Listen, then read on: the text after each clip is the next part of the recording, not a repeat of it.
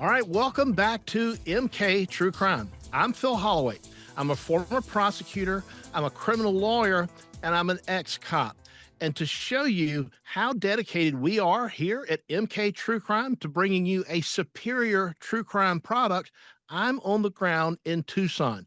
We're just about 5 miles away from here. The disappearance of Nancy Guthrie is being watched by the world. I'll have my personal reactions from visiting the crime scene, and so much more. But I'm joined today by Diamond Dave Aronberg, my friend, my pal, my co-host, the Florida lawman and former Palm Beach County State Attorney. Dave, how are you today, buddy? I'm good, Phil. I'm so glad you're out there. And by the way, I don't know if anyone's ever called me Diamond Dave before, but I like it. That's a David Lee Well, Roth reference, maybe it perhaps. sticks. Maybe it I sticks. I like don't it. know. Look, Dave. I want you to do me a favor. Since it's bright and everything here, I can't see much that's on my screen. Can you tell the folks what we've got on our MK True Crime docket for today? Sure, Phil. As of this taping on Tuesday, February 10th, Nancy Guthrie's 84-year-old mother of today's show host, Savannah Guthrie, is still missing after 10 days. She's believed to have been abducted from her home. We'll bring you all the updates. And Matt Murphy, former homicide prosecutor, will join us later to analyze the investigation. Look, you've been a prosecutor, Dave, and I'm sure the same holds true for when I was a prosecutor, and even on the defense side. When we have cases that we are needing to prepare, we like to go visit the scene of these crimes, right? And so that's why I'm here in Tucson, because it helps me get sort of a perspective of, how this all fits together. How close was Nancy Guthrie's house to her daughter Annie's house? And so when I got here yesterday, I shot a little video because I wanted to show you folks, the audience, and I'll describe it as well after we show this video for those who are listening on SiriusXM or on podcast, because it's really important to see sort of the lay of the land that the law enforcement officers had to deal with. Okay, I just got here to the Guthrie home in Tucson, and you see this nice sign left by the neighbors offering their prayers and their support, and even some candles. But what you can see about this neighborhood is that it's very dense vegetation. The house is, not too far off the street, but there's so much cacti and other shrubbery in here that it just makes you wonder what obstructions a camera might run into. This is a lot that's across the street from Nancy Guthrie's house, and I'm noticing just how difficult this kind of terrain would be to process, like if you're looking for trace evidence, blood evidence, things of that nature. It's just very, very unforgiving sort of terrain, very hard to process if this was some type of a crime scene. So, Dave, now that we've got these videos and pictures of the perpetrator, I'm not even going to necessarily feel the need to call him the alleged perpetrator, because this is pretty obvious. We may not know who he is, and I do think it's a he. This was the monster that Cash Patel showed us today that came up to that very door and started knocking on the camera, I guess the Nest camera. He's dressed in, oh my God, it's like gloves. He's got at least one ski mask, maybe two that I can see there. And if that's not the thing of nightmares, Dave, I don't know what is. Yeah, he has a gun in a Yeah. weird place. Normally you have it on your side or maybe behind you. He had it in his front. Maybe that gives away something, where he's from, maybe a group he's affiliated with.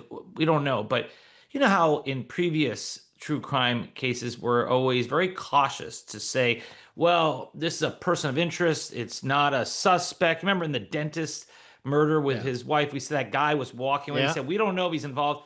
This guy's the killer. He's involved. Or and I shouldn't say killer because we don't know what happened. Yeah, you should. But it is, that every day that goes by as a former prosecutor, you know that less of a chance of a happy ending here. It's just something that is so tragic, and this person was involved in some way, whether as an abductor or a killer or someone, but this is someone with nefarious intentions, clearly.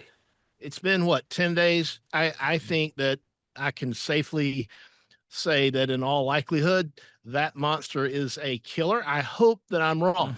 Please, if yeah. I just pray that I'm wrong. I don't think I am, unfortunately. And we saw the the most recent video, right, from Savannah Guthrie. She had this almost sense of just being resigned to the worst case outcome. And it's just heartbreaking to hear the family sort of go through this. Can you imagine like living your days having to figure out some way to wake up and eat and get dressed when your 84-year-old mother has been taken and by a monster like that? I mean, I how do can't you even how do you go through the day? can't even imagine. It's like a horror movie. I mean, this is just beyond comprehension. You never feel like you're going to end up like this, that this is, you're going to be pleading on national TV in the hope that these monsters return your mother. And at first, you see the different stages. Now she's saying, we will pay. And now instead of saying, we know she's out there alive, it's, we know she's out there. And so the different language is telling. And I know we have a question later about whether you should ever offer to pay, but at this stage, you just want to get whatever you can. And hopefully, the public pleas will generate some more attention, some more information, maybe a response from these monsters that could lead to their capture. But my guess here is that perhaps they did want a ransom situation to get money, but it went poorly and something terrible happened. There was a blood stain, as you know, that matches Miss Guthrie's blood. So we know that this is the type of thing with a woman who can't walk very well, who needs medications for 24 hours, that could go awry very easily. So those blood stains, and I don't know if we have this video. Hopefully we do, but there's video that was the first time I saw it was Brian Enton, the great investigative reporter. As soon as the crime scene was released the first time by the sheriff, there it is on the screen. Brian goes out there, and you see this is the blood. I would just say droplets that you see, Yeah. and I remember thinking at the time that this doesn't look like the kind of like significant bleeding that you might find with like a slashed forearm or a gunshot wound or nothing like arterial for certain. That's almost like someone who's cut and it's just dropping, right? Well, blood can drop out of a body that's not living. If it's the force of gravity that doesn't affect it. So I can't tell from this whether the victim would have been alive at the time that she was taken out that door and down that path. And it's not a long path, by the way. And the path, and this is part of one of the advantages of being there in person and being able to see it. You can see like how close it is. There's a semicircular driveway, right? And that little portico that from the front door, the covered area, that kind of goes down this path that terminates in the semicircular driveway, and I think it's gravel, and so it's not um, a, a far at all to try to carry somebody, especially if you have them slung over your shoulder. But that's where the blood droplets stop.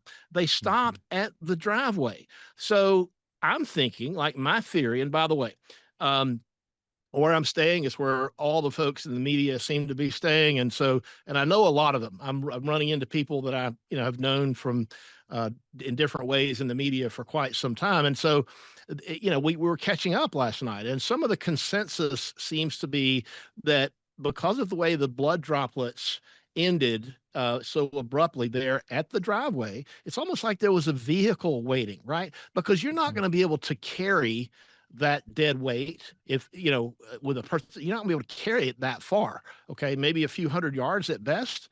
But if there were a vehicle waiting there and you've got the crime scene contaminated, I can see where that person could have shoved her into some waiting vehicle and drove off to who knows where.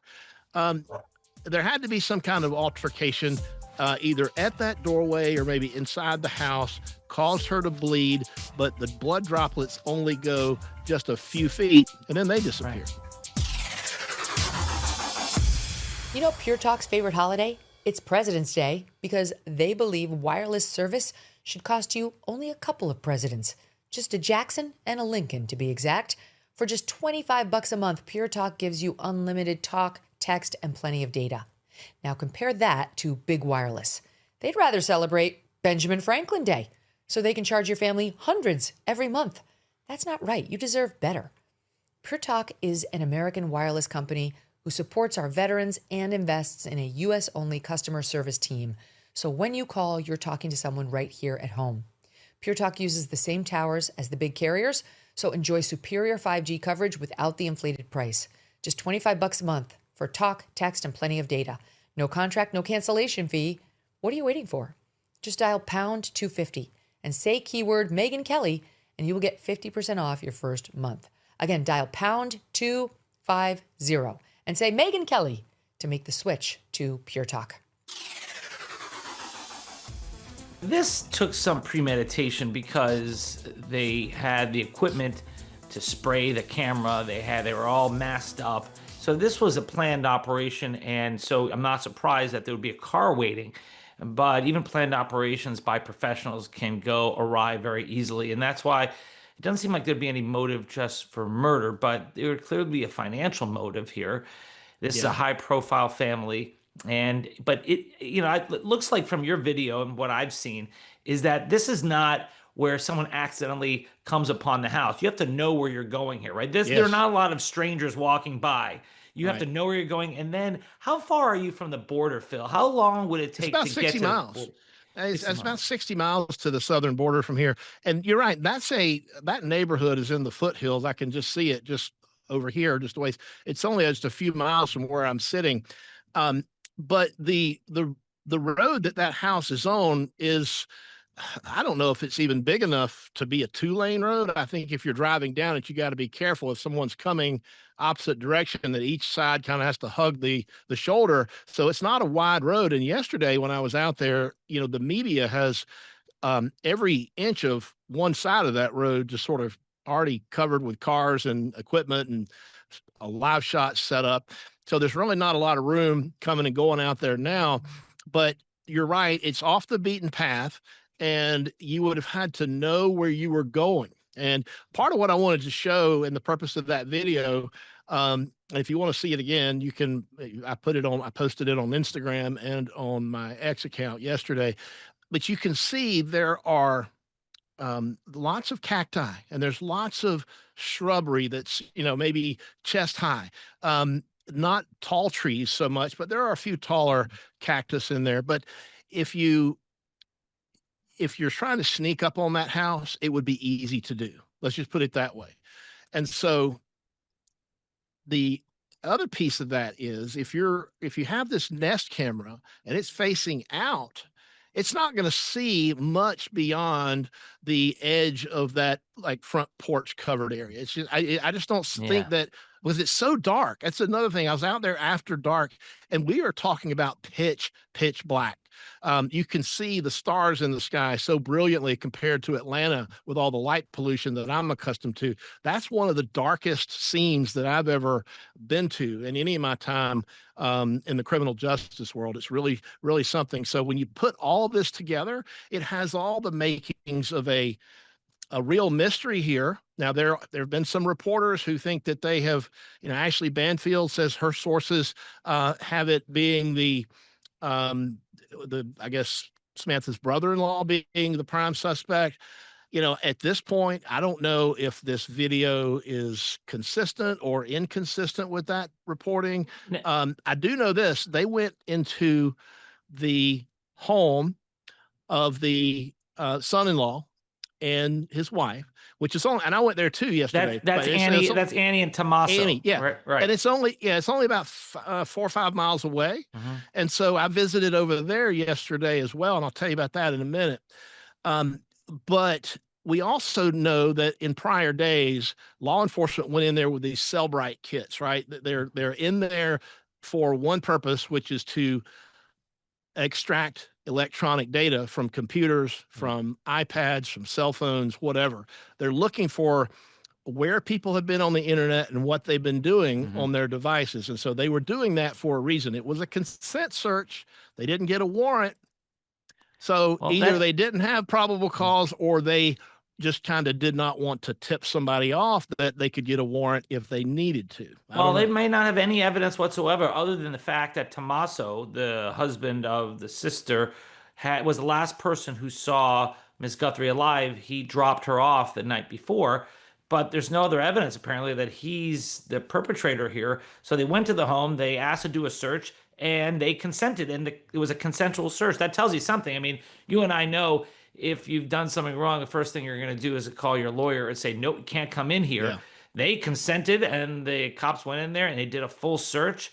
But Ashley Banfield, who's someone we both respect, she's been on with Megyn Kelly, and she has maintained that her sources continue to raise the husband's name of the sister. But again, we don't have any evidence, and the fact that they did a consensual search tells you a lot. So perhaps there is nothing there. Maybe that's just a false rumor. We'll hopefully see soon enough. One thing. Yeah, I want to get your thoughts on it. Is that a rumor? Are they still bandying that about when you're at the hotel with the other media people? Specifically, what was it? About, What well, about? are they still discussing Tommaso's name in Oh, conjunction with yes. this? They Oh, are. absolutely. Hell Okay. yes. Yes. Because we know this. In any investigation like this, you start at the center, which is the victim, and you work out, right? And you start ruling out, if you can, the people that are closest to the victim. Yeah. And reportedly, Tommaso is either the last person or one of the last people to see her alive, except for whoever that monster was at the door. And there are people that are speculating about whether that might be Tommaso seen in those videos. And, there's just not enough there to make that conclusion. I'm just saying that that's what the online speculation and the sleuthing is already pointing to that. And we don't know where he is. He hasn't been seen recently, as far as anybody knows. I haven't seen any Well, reports of his his sister's in the whereabouts. videos. His sister's in the videos for the Sister's in public, video, right? Not him. And she's the one, as I understand it, who gave consent to search. This is Arizona is a one-party consent state for things like that. In other words, if husband and wife live in a house and the cops get permission from one spouse, and they can go in and search, even if the other one's not there, even though they would have objected had they been there, that would be a lawful search. So, there's two schools of thought on that. So some say that, well, the FBI would have always wanted to do it by the book and got a search warrant, whether they felt like they could get consent or not. The other school of thought is that if you want to sneak up on somebody and not let them know that you really are looking at them in that way, you can just say, look, it's just standard. We've got to go in and we got to clear the family. You guys are the closest relatives. Do you mind if we just come in and do this, have a look around, and, because we want to rule you guys out.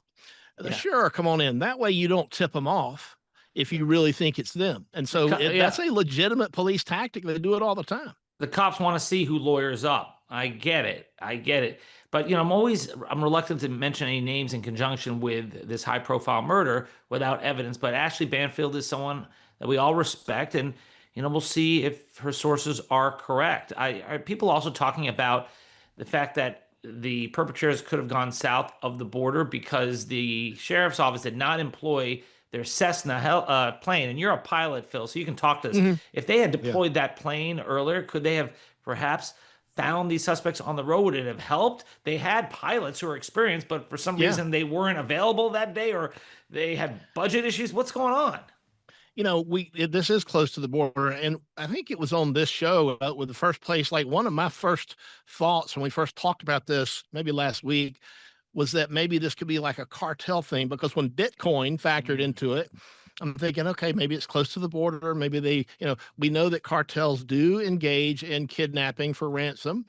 And so the thought had crossed my mind, but then I kind of ruled it out, because I'm thinking, all right, well, they're not going to send the ransom note to TMZ. Right. They're going to send it, and plus they're not going to wait 2 or 3 days to do it. And then if they're going to do it, they're going to show that they have proof of life. So I never really thought that this was serious in terms of it being a true kidnapping for ransom.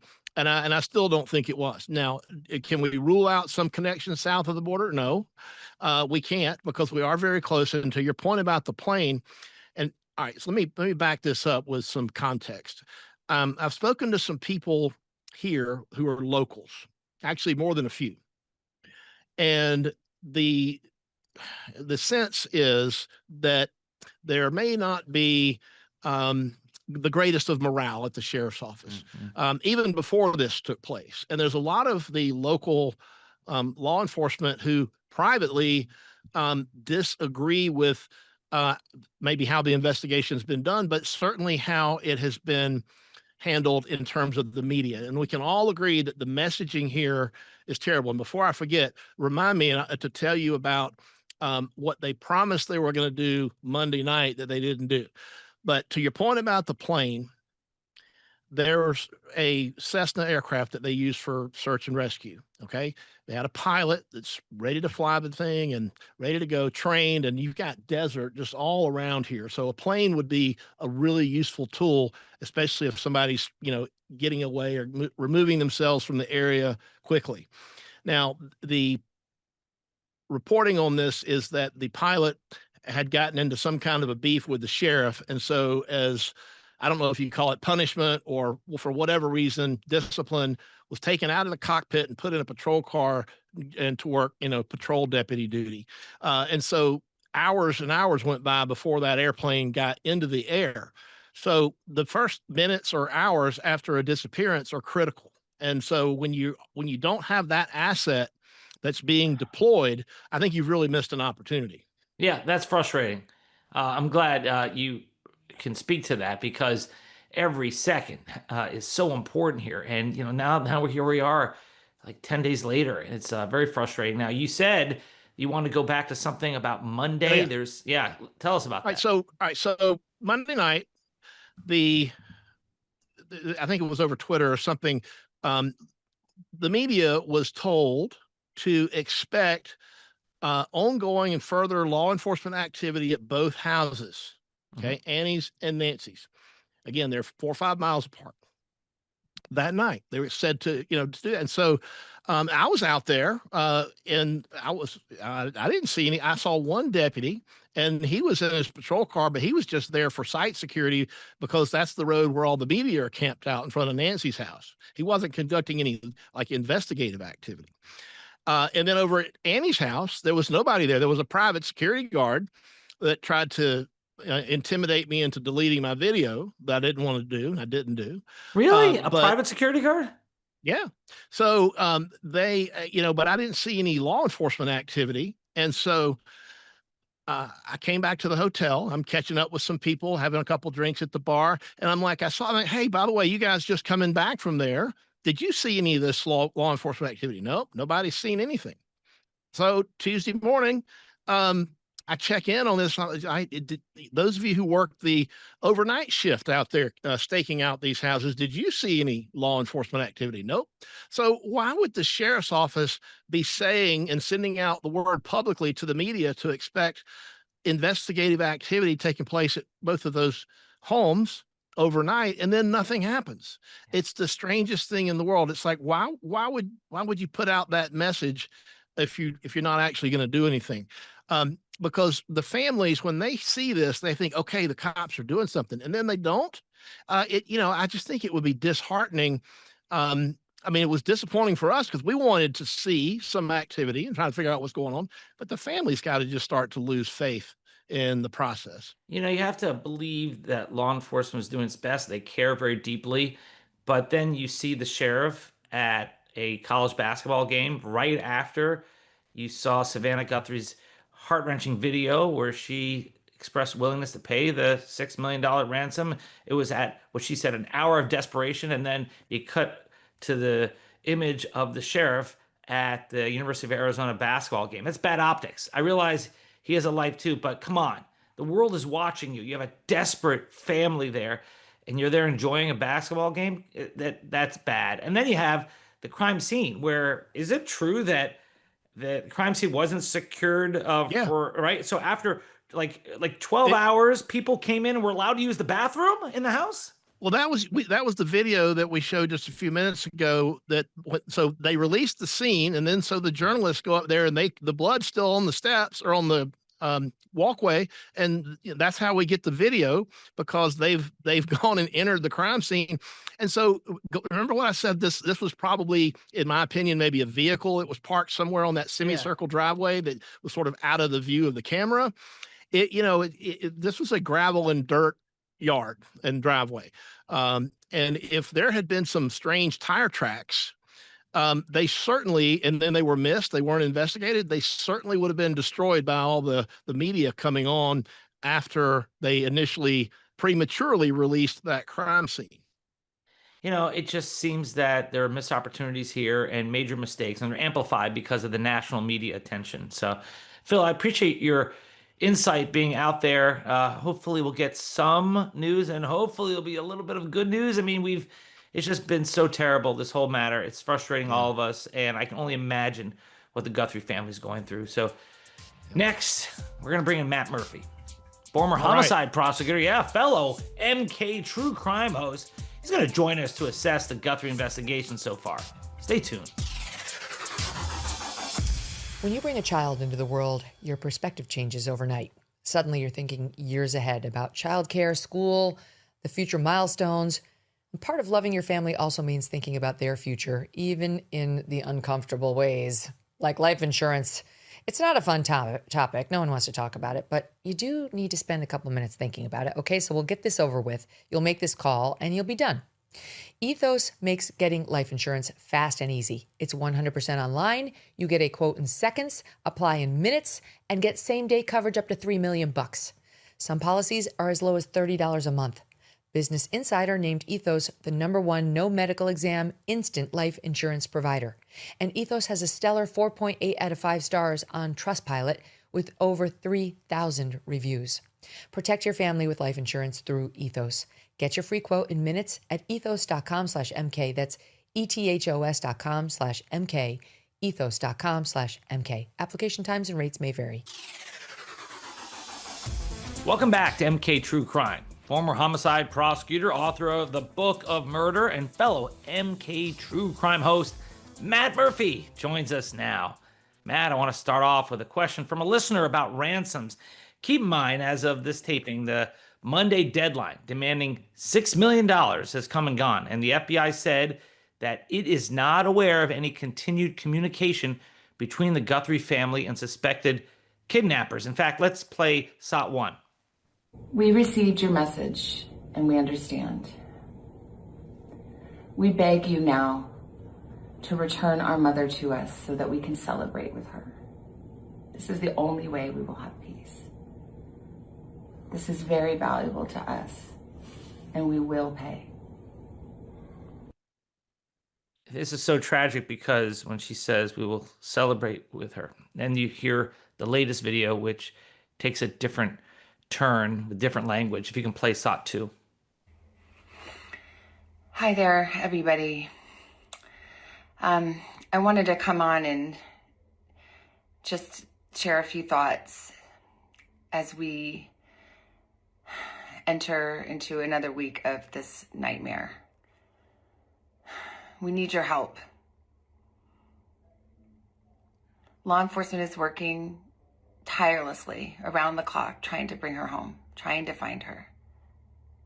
She was taken and we don't know where. And we need your help.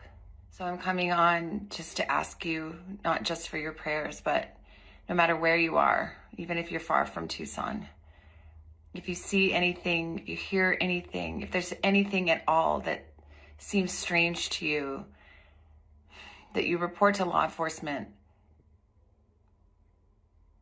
We are at an hour of desperation, and we need your help. Oh, it's hard to take. Heartbreaking. Heartbreaking. It really is. Matt, Catherine writes that she loves the show. What are your thoughts about someone paying a ransom to kidnappers? Isn't this, like negotiating with terrorists, a terrible idea for many reasons? A family has no leverage or reason to trust a kidnapper. Will let a loved one go if she's not already dead. and high-profile ransom payments would encourage copycat crimes and endanger many more people in the future. Your thoughts? Yeah, well, thank you for that question, Catherine. And I got to say, I mean, I've been as into this case as everybody else, following it very closely. I've been looking forward to today. In addition to having no responsibilities as a host, but I really wanted to. I might be interviewing you two guys. I can't think of two people I'd rather pick the brains of more on this case than our two hosts, Phil and Dave. So look. This is really tough. Every case like this is unique. Okay, so there almost is no quote unquote normal in something like this, but that's a real concern. But I think a bigger concern, guys, and I may be alone here. I've always had a problem with this whole ransom thing. I decided I was going to count how many scam phone calls I got just today before this interview. I've already had four. Now, some of those might be spam more than scam, but every time I answer one of those, it's somebody who's trying to get money out of me. And we live in that world now, and we see Yeah. evolving crime. And they went public. They asked for the public's assistance before anything came in. It's my understanding, and we're all of this is unlimited information. The three of us have been in situations before where we've been the guy in front of those cameras, especially Dave, and it's a tough place to be. But you have the benefit of the files, which we don't have here. I would have a problem with them giving out $6 million because I personally think this is just me, and this is one of those times where I want to be wrong, but I don't think anybody's got her anymore, guys. I don't. Oh, look, I think that 10 days out now. Yeah, I think that we can safely say that this is no longer. Well, it never was a kidnapping. I don't think. I think the whole thing about the kidnapping is a hoax. I could very well be wrong, but who's going to send if you kidnap her? Who are you going to? Why are you going to send your kidnapping ransom demand to TMZ? And why are you going to wait 2 or 3 days to do it? And why are you never going to include proof of life? Because those are the things that you have to have. Look, we know that just 60 miles south of where I'm sitting here in Tucson, south of the border, we know that kidnappings for ransom are real. It happens a lot, but they actually do exchange money and a lot of the folks get returned. So it's almost like a business south of the border. And so they always include proof of life, and it's always done really quickly after the abduction. So this had none of the hallmarks, in my opinion, of a legitimate, real, honest to goodness kidnapping for ransom. I'll tell you another huge problem, Phil, and I agree with everything you just said. Another huge problem here, guys. And Elizabeth Vargas corrected me on air. From the time that this stunning video that was just released and these still images that they just released about an hour ago, I think, there were 31 or 41, depending on which press conference, I think, with this sheriff, minutes between that video and the time that her pacemaker disconnected from the watch. Now, here's something that a lot of people don't know, but you both of you guys have worked many murders, and you know that pacemakers continue to beat even after the person is dead. So one of the biggest mistakes people have made here, Yeah. this is awful to say, and look, all my sympathies are with the family, as always. But it doesn't mean she's alive when she left the house, and that blood is really disturbing on the steps. And what's this guy doing for half an hour inside the house? You don't need to do that for a kidnapping. And No, and backpack, we don't know. Look, sitting around the lobby here in this hotel with the other journalists that are here in Tucson. A lot of them, I can say, believe that she was not living and was maybe draped over somebody's shoulder, and gravity is what caused those blood droplets to fall. guys, I had a case just like that out of Irvine, where it was a woman killed her boyfriend. This is my Judy Villot case, and they had almost the same tiles. I just have it seared in my mind, and the blood drops just looked exactly the same, and he was dead. So that's, only living people will actually bleed, but dead bodies sure ooze a lot, and that's an awful thing to say. Dave, what are your thoughts on this? I mean, this is Look, my head, guys, and I want to preface it. I spent 4 years in sexual assault before I got into homicide, and half your cases in homicide are sex cases anyway. But my twisted brain immediately went to sex offender. Mm. What are your thoughts, Dave? And I'm not predicting that, guys. It's just that's where my head went right when I first heard about it. And I didn't see anything on that video that we just watched that disabuses me of that as a potential theory. Dave, what do you think?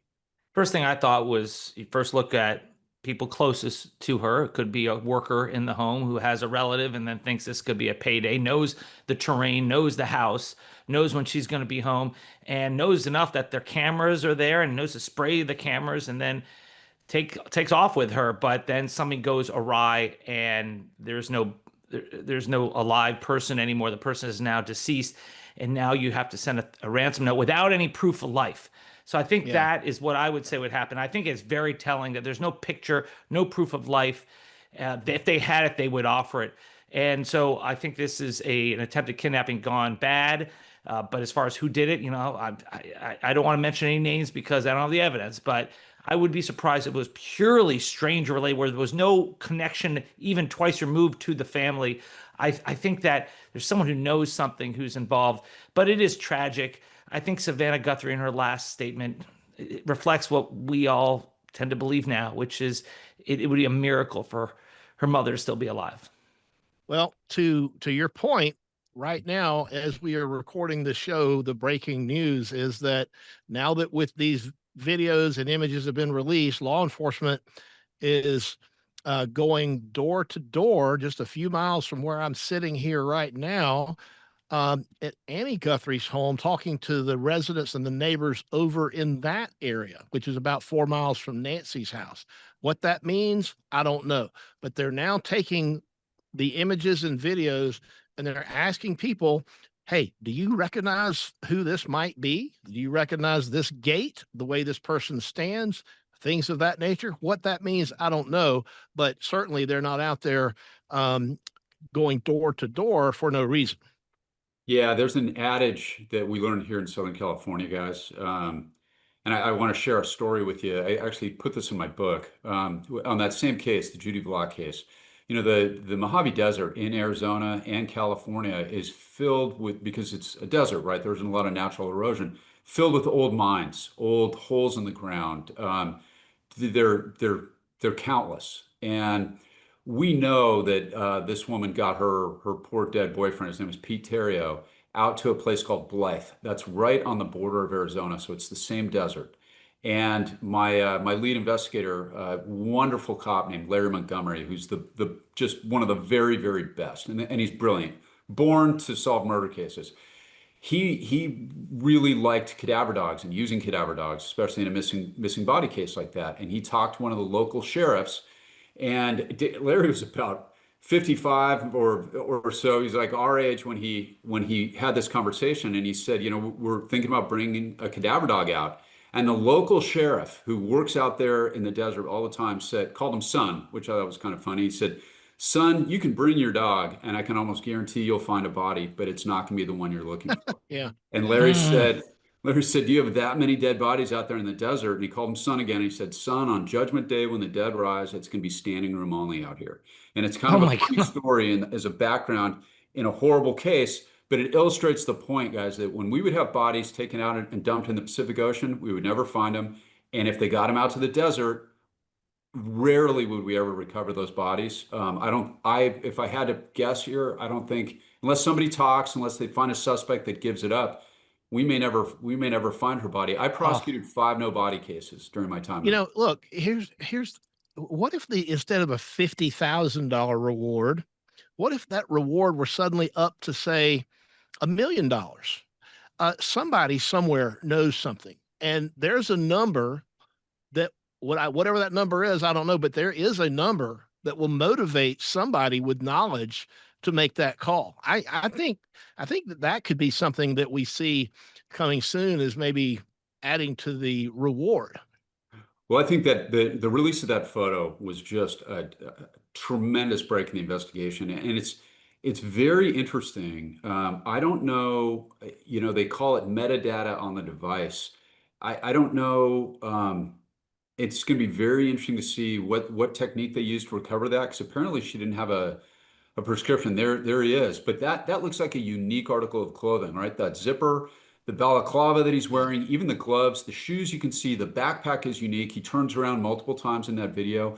The FBI, in my experience, and I know you worked with them a bunch too, Dave, right? Like they're the best in the world at identifying that. Oh, yeah. There's gonna be probably a team of agents on the backpack, a team of agents on the gloves. This is a huge development in this thing. Well, It almost Matt, looks like he's got a mustache too. Matt, why did it take 10 days to get this picture? That I don't know, guys. And look, maybe this was some heroic forensic acrobatics done by some unsung hero in the RCFL lab of the FBI. Well, I if you look hope at them that's the closely, it case, has because the this word thing, nest they should, written on there. if it was obtainable, it should have been released within 24 hours, guys. And look, again, we know how hard it is to stand up in front of those cameras. That sheriff at the friggin' basketball game has bothered me ever since. That's a terrible Right. look. Terrible look. Like, you got people that are detectives in that department, and I'm sorry, I don't want to be too harsh here, but you got detectives who are literally sleeping 3 hours a night when they're looking for a missing. You see it every time there's a missing child or a missing vulnerable person. They burn the midnight oil. You see that in every case the three of us have ever worked like that. And you got basketball's for entertainment, and I didn't like that at all. So I hope it was forensic heroics, Dave. I hope. But if that was something that was available, within the first 24 hours, and look, you can get DNA in 24 hours. You can get. I've had cases on my Samantha Runyon case. That was a little girl who disappeared for a week. Tragic ending on that, but the sheriff was able to get a 24-hour turnaround time from our crime lab in Orange County, which is an excellent crime lab. But Yeah, yeah, that's speaking one of of the big questions I got, Dave. But also, look, when we see those videos of them searching the septic tank, part of that is, due diligence, right? You have to do that before the body's recovered. But part of it also indicates to me that the grizzled detectives who know what they're doing, and I think there's got to be a couple locals on that case, they also don't buy this ransom friggin' nonsense. right. Yeah, and to your point, Phil, and Dave, look, there's no proof of life because they don't have any. That's why. And so maybe coming full circle to the question, yeah, I'm glad they didn't pay this money because I don't think it's real. And I think I think those are parasitic people. They already arrested one in Hawthorne. And I'm gonna get a little, as a guest, I think I can get a little emotional here. Guys, I think that anybody that try to cash in on something like this by trying to get money out, I think they should be prosecuted as accessories after the fact to murder personally, because Hmm. the person who benefits most on that is the killer himself. Right. And I think that that's reasonably foreseeable to anybody who does that. Those people should be tarred and feathered in the town square and then prosecuted for um, accessory after the fact to murder, which in Florida, Dave, I know it's a bigger hit than it is here in California. You can actually do serious time there as opposed to here for accessory after the fact. But that's something that should be severely dealt with for anybody that tries to take advantage of something like this, in my personal opinion. Here, here. Totally agree. I think Phil agrees. Our three-judge panel here would sentence him to the maximum punishment. Really disgusting individual who would exploit a family during their lowest time of their lives or hour of desperation to try to make some money. Gross. I want to ask you something that we discussed with Phil before he got in. By the way, we also chastised the sheriff for the basketball game as well. I want to ask you about the plane. Now, Phil is a pilot, and the ability of that Cessna to get in the air right away could have made a difference, right? That was another perhaps miscue by the sheriff's department. And look, again, I want to be fair, okay, and I don't have the file in front of me, but as a vertical homicide prosecutor, you get in on the ground floor on these things, and what I would have liked to have seen, and this is perhaps forensic fantasy in my own head, I would have liked to see her phone or on a helicopter flying around looking for some link to that pacemaker. And Oh, Oh, yeah. wow. and Wow. Yeah. they could probably still do that because that pacemaker is ticking away, guys. That's I had one of those where we thought an elderly victim was still alive. Wasn't exactly like this case, but it turns Use out it that like an the air pacemakers tag aren't linked almost to or something. the health of the human. They just keep going. The batteries keep ticking. And in funeral homes, it's an issue. You cannot cremate somebody with a pacemaker because the batteries might blow up because the batteries are so powerful. I would like to see that. Another thing you can do, and this is, I had my last missing body case. Was my Chris Smith case, where he was murdered by his business partner and dumped somewhere north of the Mexican border. And we had cell phone tower pings, but it's flat there, so it could be 100 square miles. And what I've always wanted to do was use LiDAR technology that's like ground penetrating on a drone because they use that for archaeological digs. It's fascinating. They've been discovering all these unknown communities in the jungles of Peru because they can actually penetrate the the the the jungle foliage, and they can see like disturbances in the ground that used to be walls or structures. It's fascinating, and I think that could also be used. But then again, I want to be fair. There's mistakes made in every homicide investigation. Every single one. There's something that there's always hindsight. There's always something that the police could have done better. And I really do want to be fair. In Tucson though, they have the sheriff's department there does between 5 and 10 homicides a year, which is not a lot. And a lot of the homicides that they get in Tucson, it's my understanding, are cartel related. As are a lot of the kidnappings for ransom. But that's not nice elderly women who live in nice communities. Right. That's a different element. I got a question for you, both of you actually, but since we've got Matt here too, I'd love to hear your thoughts on this. Before we started recording the show today, I was messaging with a friend of mine who is a veteran homicide detective. He finds this case, as we all do, perplexing and fascinating. And his question was, if this person drove off in some vehicle, which is my theory, because if he didn't, then the body's probably within 200 or 300 yards of the house. And I don't think it's there. I think it was taken away in some vehicle. So his question for me was, well, then why did, flock cameras, pick it up, of course, which is the automated tag reader camera things. And I go back to an earlier interview the sheriff gave, and I forget who he was giving it to because he wouldn't give me one. I asked, and he said, no, we're not doing any more interviews. And he said something like, they covered the plates. Like, in other words, that would explain why, no camera reader, tag reader could see a plate because his words were, they covered the plates. So I'm just wondering, all along we've been getting, this mixed messaging, right, from the sheriff's office on what is or is not the facts of the case, the timeline changes and everything like that.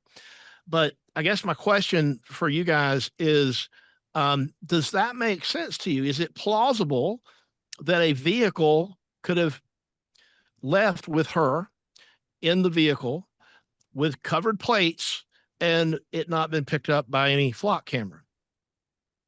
So the plate readers that I have dealt with, the ones that we had in Newport Beach, I've hit a couple of home runs on some really interesting violent crime in Newport. But they're mobile, and so it's kind of haphazard, and you got to get lucky. It's got to be a repeated visitor, and a lot of times those plate readers will only pick up cars with expired tags or if they're marked as stolen. And yeah, again, some dark room right now, guys. We both know or all three of us know there's some team of FBI agents going through every single video of every Circle K store, looking for some pattern of a car egressing from that neighborhood. So yeah, it could be they covered it, but I think the plate readers alert to those, Phil, don't they? If they try to cover the plate, I think the software will red flag those. And then you're going to get a photo of the car, probably. Well, whether for those of you who are listening to us on podcast or perhaps even on SiriusXM, go to our YouTube channel and go to the comments. And if you know the answer to that question, put it in the comments. And by the way, while you're there, subscribe to MK True Crime. We get a lot of good stuff in the comments. We get a lot of subject matter experts, and we get people who are, maybe they're not experts, they're just smart people, and they ask questions. And believe it or not, we incorporate a lot of that into what comes out into another show. So somebody is going to tell us the answer to that. Can I go back to something that Dave said, which he was spot on. What you do is, investigating these is almost the exact opposite of the way you prosecute them in a whodunit.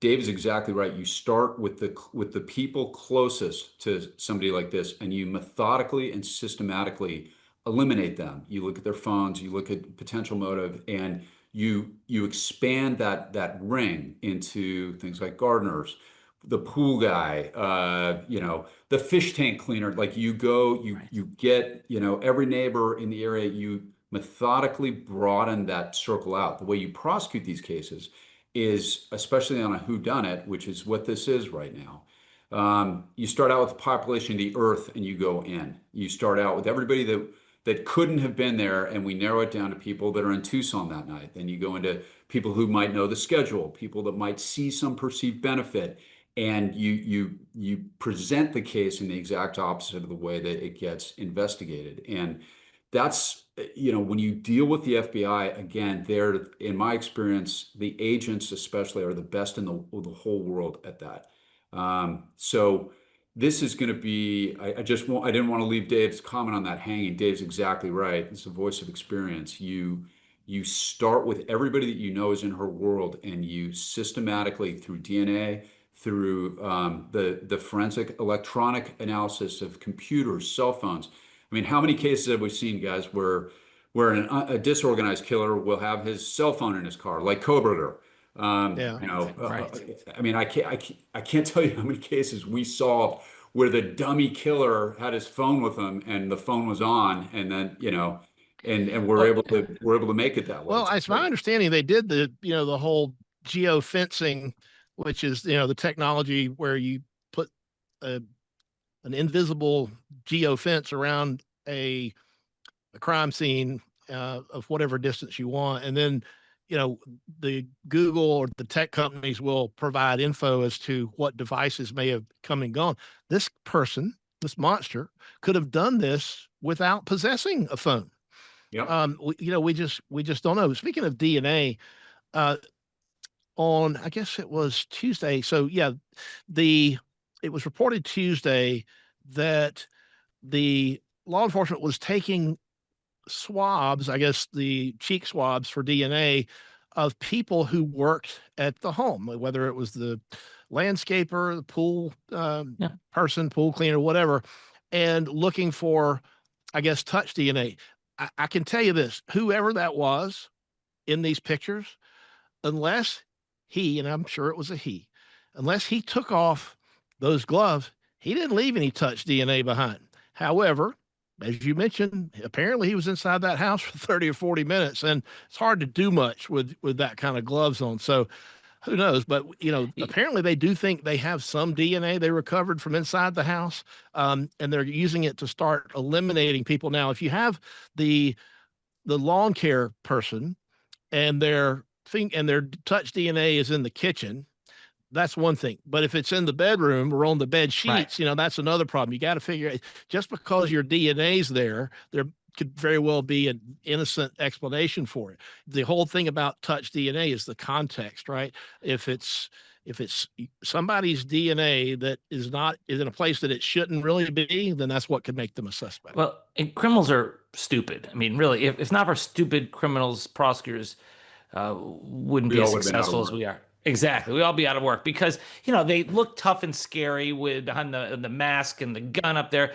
But really, nearly all of them are dopes. And they do stupid things like Koberger, who thought he was slick because he turned off his phone just in the couple hours where he drove to the house and then drove back, but his phone was on the entire time, Yeah. like right before and after. So it's like, why'd you turn your phone on right during the time of the murder, idiot? So this is what you're counting on mistakes. At the same time, I don't think it's unfair to call out law enforcement for their mistakes. Here you have a smaller police department who's not used to this. You have a sheriff who has bad optics, who's at the basketball game, who has a feud with one of the airline pilots that he uses to fly the Cessna. And so it's fair to review this because it is unusual for this high profile matter that we don't have any more leads than we do already. And finally, we've got this incredible picture today, but it took us how long to get it? Yeah, I totally agree, Dave. And it does raise another very important point, Koberger in particular. As the FBI is doing this, a lot of this is going to be systematic. It's about eliminating people through the process of elimination. Doesn't mean that any of them had anything to do with it. And in Koberger, we had somebody was accused, not officially, but by online sleuths, some poor professor who they accused of doing it, who's totally innocent. And that went on for a long time. Lives can be ruined when we look at the wrong person. But boy, Dave, I am with you, man. A feud over the friggin' Cessna is disturbing to me. Put the pilot on road patrol. He sent him out to write traffic tickets or whatever. Yeah, that kind of politics at the expense of public safety is something that it has made me sick my entire career. I've seen that kind of BS my entire career. I don't like it at all. I know that this sheriff, and again, he's been in law enforcement his whole life, but man, one of the first things they taught us when we went to crime scenes, guys, and you both know this probably better than I do. When you show up and the media is there and they're watching, you don't high five your buddy out in front of the house because you're happy to see him. You're there to take care of business in a very somber and professional way. And I'm kind of with you, Dave. I don't want to dump on this guy, but get a clue, buddy. That's Hey, look, you can wherever it's warranted, and I think he's earned it. He's earned his fair share of criticism, in my view. Yeah. Yeah, Matt, I bet the politics in that department suck. That's what jumped out at me. I don't know, just from having worked in an office like that for 26 years, you guys know exactly what I'm talking about. But hopefully he's behind the scenes. He's been a lot more on the spot than what we've seen. So, Matt, I got to admit, I didn't know that he had high-fived his buddy before the press conference. No, not him. I'm saying that, and I thank you, Dave. That's what they teach us not to do. Like when people are watching you, especially if you're in a leadership position, you've got to be cognizant in order to keep the public faith in the integrity of law enforcement and the integrity of the process. It's called maintaining an appropriate. I think he's failed his voters on this, frankly. So I use that as a metaphor. He didn't high five anybody, but he did go to a freaking basketball game for entertainment when this poor lady was missing and the Guthrie family is going through the worst psychological pain anybody can go through. Bad look, bad move, and shame on you. Yep. Thank you, Matt. This was really insightful, and we are looking forward to your show, In the Well, with Mark Garrigo soon. Thanks, guys. Next. And hey, I'm so glad I got to talk to you two. I've been looking forward to this for a couple of days because I mean, two of the best minds that I've ever met in my entire career.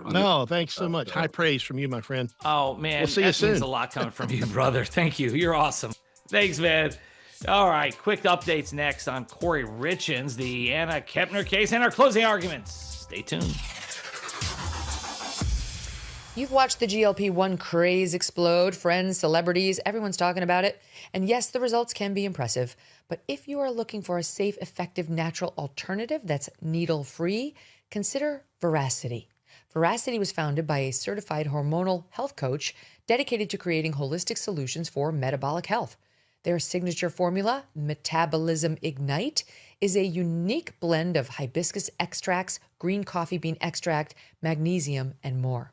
It's caffeine-free, and Veracity says clinical trials showed no negative side effects from these wholesome ingredients. They say Ignite is the #1 doctor-recommended natural GLP-1 alternative and booster. And they say it's safe for people already on GLP-1 meds, and even for new moms who are pregnant or breastfeeding, but check with your doctor. So consider GLP-1 benefits the natural way.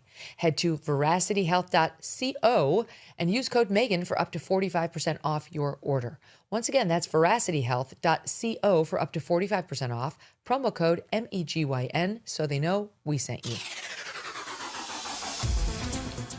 Welcome back to MK True Crime. I'm Phil Holloway along with my co-host, Dave Aronberg. Dave is going to give us a quick update on some of the cases that we've been following here on MK True Crime and that we will continue to follow on MK True Crime. We've got the Corey Richens trial is underway. And we also have, what else do we have? Well, first, let's go over Corey Richens. We'll talk about the Anna Kepner next, but Corey Richens is this fascinating case in Utah where a seemingly wonderful wife who cared for her husband had tried to kill him over and over again. The second time it succeeded. She's being accused of both attempts and insurance fraud and other things. She had a financial motive. Also, what really stuck in the craw of so many people was Corey Richens, after she allegedly murdered her husband, went on to write a book about grief, and then went on TV talk about how awful it was to be a widow and just taking care of the kids in such an environment. Well, what if you're the one who did it? Well, that jury, I guess they've already started jury selection as of the 10th, which is the day we're taping this, as I understand it. And the judge has said that maybe like late March is when that case is going to conclude. But Richens also has other indictments, doesn't she? Yeah, well, it's for both attempted murders, and then there's the insurance fraud. Right. That's the financial motive. So she's not going anywhere. I mean, there's so much evidence against her. I mean, she allegedly bought the fentanyl that killed her husband. And of course, her excuse is he was a drug addict, even though there's no evidence that he ever was a drug addict. And you're the one who bought the stuff. So allegedly. So I'm looking forward to this. I think this is going to be a must-watch case. The jury selection is happening. Of course, the defense lawyers are saying move it out of the community towards a different community, but you don't need jurors who are blank slates, empty vessels. They can hear about the case.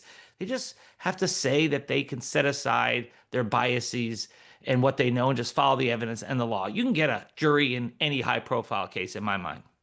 Oh yeah, I think that's right. Particularly that one. A lot of people are saying that they haven't even been following the case when they're asked in their questionnaire. So what's going on there in Florida with Kepner? There's always a Florida connection to true crime, right, Phil? Well, this is in federal court though, because we don't know too much about this one because the alleged killer, or the one that people are pointing to here, is a juvenile.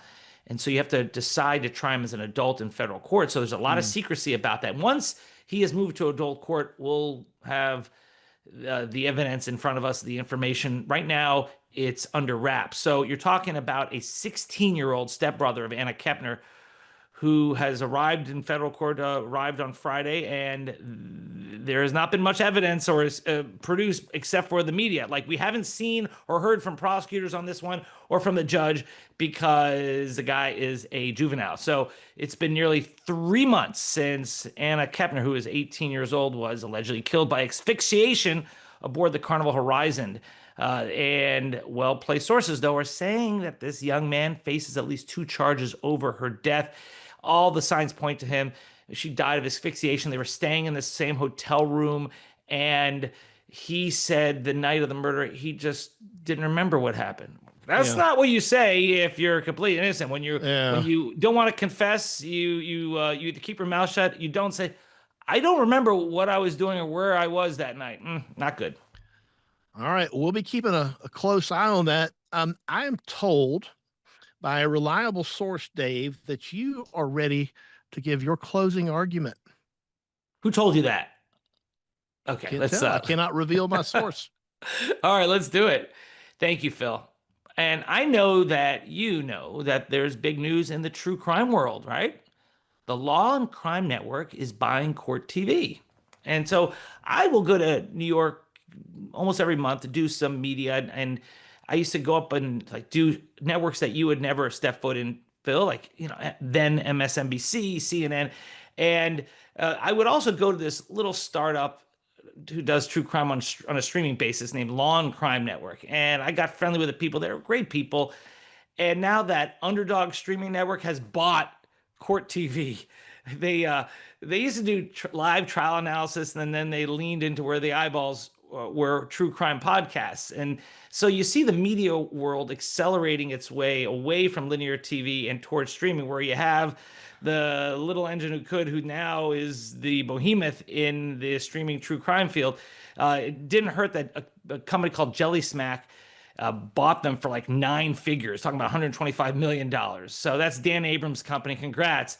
Now, the move by the Law and Crime Network to acquire Court TV, which really is focused on the linear TV, on the televised, the stuff when you turn on the old school TV and watch it, as opposed to online, it's a definite marker of where we're headed. Seeing a digital first streaming service, once the underdog, now gulping up a legacy television giant, is a stunning testament to how fast our industry is moving. And it's the same shift that has fueled the growth of MK True Crime. The audience isn't just waiting for the evening news anymore. They're seeking out direct, specialized, and accessible coverage. And look, we got you out there in Arizona, Phil. I mean, that just shows you the growth of these smaller outlets that are just becoming larger and more profitable and more popular every day. So to my friends and colleagues at Court TV, I know how unsettling these transitions can be. You've done vital work keeping the legal system transparent, and I'm truly wishing you all the best as you navigate this period of change. We are standing in a brave new world, and there's no turning back. You know, just to real quick to follow up on that, you make a very good point. And I was having this discussion last night here at the hotel in Tucson, where a lot of the media is staying, and I've got a lot of friends with other companies, and just the point was made last night in this discussion that, look, in the old days, we had to decide, are you going to watch channel 9 or channel 12? It was like Right. it was only two choices that you had, right? And now you can watch all the channels because you can stream it or you can DVR it. And so we've, like Vinnie Politan, the lead anchor at Court TV, has been on our show here at MK True Crime. Mm-hmm. It's like there's plenty of space in this space, in the true crime space, for lots of these different shows. And, ours is different. We do it a different way than maybe others do it in true crime. But it's almost like the days of being true competitors are kind of gone, because there are people in our audience that are also in their audience and in the next person's, right? So there's plenty of space here for all of it. And I think it's a great fun. We're growing. I want people to continue to subscribe, podcast, YouTube, but we're growing, and I'm very excited about where this is headed. Well, we had Joel Waldman on ours, and so there's a big enough pie for all of us, but we are different. We're different than Joel's show. We're different than what's on Law and Crime or Court TV.